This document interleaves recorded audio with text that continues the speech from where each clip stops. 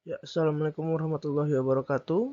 Perkenalkan, saya Cahaya Sultan Iskandar, NRP 023118400047. Pada kesempatan ini saya akan menjelaskan tentang instrumen elektrik analog, yaitu load cell. Ya, pada materi ini terdapat 3 bab yang akan dijelaskan. Yang pertama terdapat pendahuluan yang berisi apa itu load cell, sejarah dari load cell, dan kenapa digunakan load cell. Lalu selanjutnya pada bagian pemaparan akan dijelaskan tentang prinsip kerja, konsep dasar, dan aplikasi dari load cell. Lalu pada bab 3 bagian penutup terdapat kesimpulan dan referensi. Oke, selanjutnya kita masuk ke bagian pertama, yaitu pendahuluan. Nah, apa itu load cell? Load cell merupakan transducer yang mengubah gaya menjadi output listrik terukur.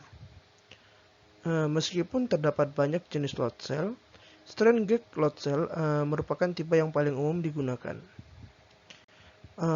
Load cell ini merupakan sensor yang dirancang untuk mendeteksi tekanan atau berat dari sebuah beban. Load cell ini pada umumnya digunakan sebagai komponen utama pada sistem timbangan digital. Pengukuran yang dilakukan oleh load cell ini menggunakan prinsip tekanan. Oke. Nah, selanjutnya kita akan membahas tentang sejarah dari load cell. Pertama-tama pada tahun 1843 itu ditemukannya jembatan Wheatstone oleh fisikawan Inggris yang bernama Sir Charles Wheatstone. Itu merancang sirkuit jembatan yang dapat mengukur resistansi listrik. Lalu selanjutnya pada tahun 1940 strain gauge yang diciptakan dari Wheatstone Bridge ini dikembangkan. Dengan teknologi strain gauge yang telah dikembangkan, menghasilkan komponen skala mekanik dan load cell. Nah, lalu pada saat ini, load cell yang berdasarkan strain gauge digunakan secara luas pada industri. Ya. Selanjutnya, kita akan membahas tentang kenapa digunakan load cell pada industri. Terdapat beberapa aspek. Yang pertama yaitu ketepatan dan kecepatan. Dengan ukurannya yang kecil, load cell ini mampu melakukan pengukuran yang cepat dan tepat. Selain itu, load cell juga mempunyai umur yang panjang, yang mana load cell ini menjadi lebih tahan lama daripada sensor lainnya. Dan juga selain tahan lama, load cell ini baik digunakan karena harganya yang relatif murah dibandingkan dengan sensor-sensor lainnya. Lalu simple. Load cell ini memiliki bentuk yang kecil sehingga mudah diletakkan dimanapun untuk pengukuran berat. Dan setup dari load cell ini merupakan mudah dilakukan seperti itu. Oke, kita lanjutkan. Selanjutnya ke bab 2 yang tentang pemaparan. Pertama, di sini ada prinsip kerja dari load cell. Selama proses penimbangan akan terjadi reaksi terhadap elemen logam pada load cell yang mengakibatkan gaya secara elastis. Gaya yang ditimbulkan oleh regangan ini dikonversikan ke dalam sinyal elektrik oleh strain gauge. Prinsip kerja dari load cell itu berdasarkan dari jembatan Wheatstone yang dapat dilihat pada gambar 1 ini. Nah, pada gambar 1, nilai R sama dengan 350 ohm. Arus yang mengalir pada R1 dan R3 sama dengan arus yang mengalir pada R2 dan R4. Hal ini dikarenakan nilai resistor, semua resistor di sini bernilai sama. Maka tidak ada perubahan tegangan yang terjadi antara titik 1 dan titik 2. Oleh karena itu, rangkaian ini dikatakan setimbang atau ketika load cell tidak diberi beban. Nah, ketika load cell diberi beban, maka nilai R pada rangkaian akan berubah. Kita lihat pada gambar yang di sebelah kanan ini, merupakan load cell ketika terdapat beban. Nilai R1 sama dengan R4 akan bernilai 350,7 ohm, dan R2 dan R3 sama dengan 349,3 ohm. Nah, karena perbedaan resistansi ini terdapat perbedaan arus yang mengalir pada rangkaian ini, sehingga terjadi beda potensial. Nah, beda potensial inilah yang merupakan output dari load cell yang digunakan. Begitu.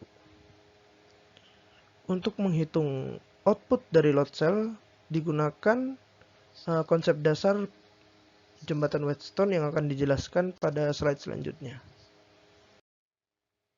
Nah, begini. Secara teori, prinsip kerja load cell ini berdasarkan pada jembatan Wheatstone, seperti yang sudah dikatakan sebelumnya. Ketika diberi beban, terjadi perubahan nilai resistansi. Nilai resistansi R1 dan R3 akan turun, sedangkan nilai resistansi R2 dan R4 akan naik. Untuk output dari load cell dapat dihitung menggunakan rumus berikut ini. Dengan Vs ini merupakan tegangan sumber dan Vo merupakan tegangan output.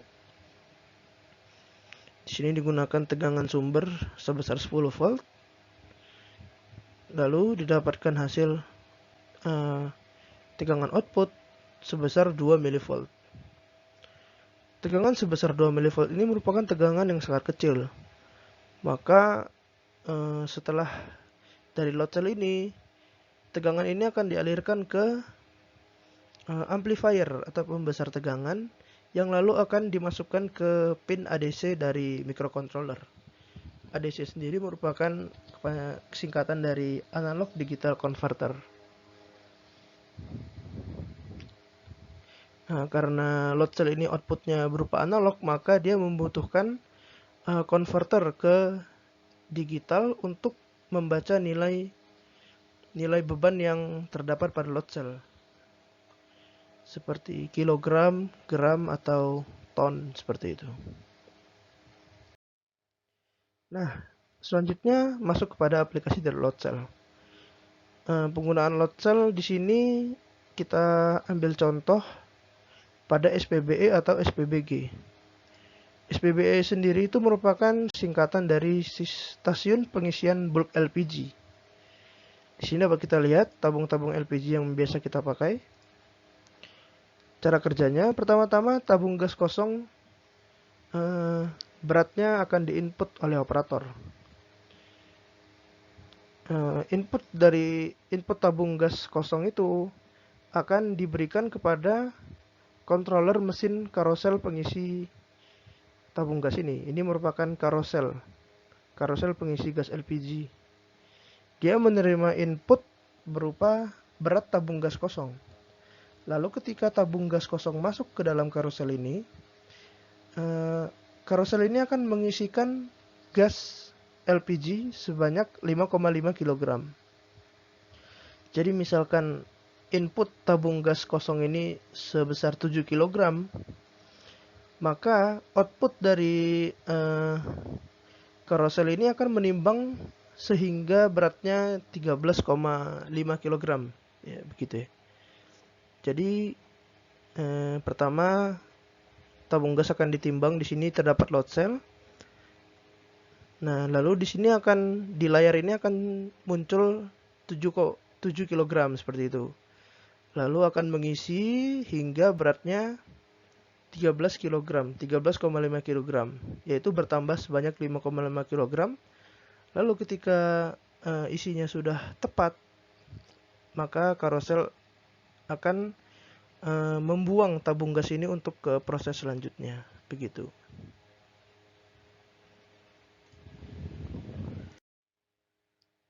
Selanjutnya bagian penutup. Terdapat beberapa kesimpulan di sini. Yang pertama, load cell merupakan instrumen yang banyak digunakan di industri. Lalu yang kedua, load cell digunakan untuk mengukur berat.